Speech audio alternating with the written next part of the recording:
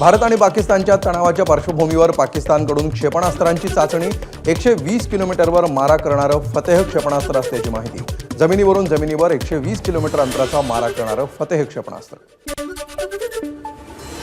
भारताच्या संरक्षण संबंधी संस्थांवर पाकिस्तानचा सायबर हल्ला, पाकच्या सायबर फोर्सचा पोकळ दावा। पाककडून जम्मू काश्मीरमधील कुपवाडा, बारामुल्ला, पूंछ, राजौरी, मेंढर, नौशेरा, सुंदरबनी आणि अखनूरच्या समोरच्या भागात गोळीबार, भारतीय सैन्याकडूनही तातडीनं प्रत्युत्तर। पहलगाम हल्ल्याचं कंदाहार विमान अपहरणाशी आणखी एक कनेक्शन।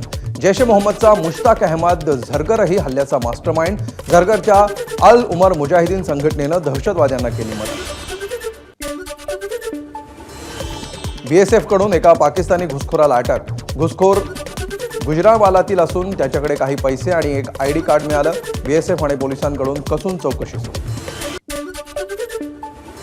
दहशतवाद्यांचं नेटवर्क उद्ध्वस्त करण्यासाठी काश्मीरमधील अनेक संशयित ताब्यात। तपास यंत्रणांकडून ताब्यात घेतलेल्या संशयितांची चौकशी।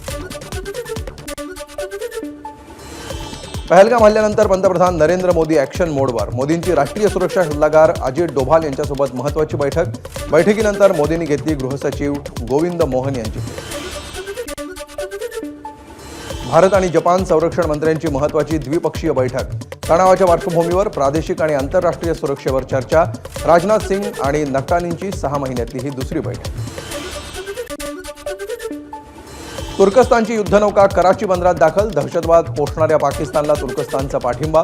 मोठे देश भारतासोबत, मात्र तुर्कस्तानची पाकिस्तानची हातमिळवणी।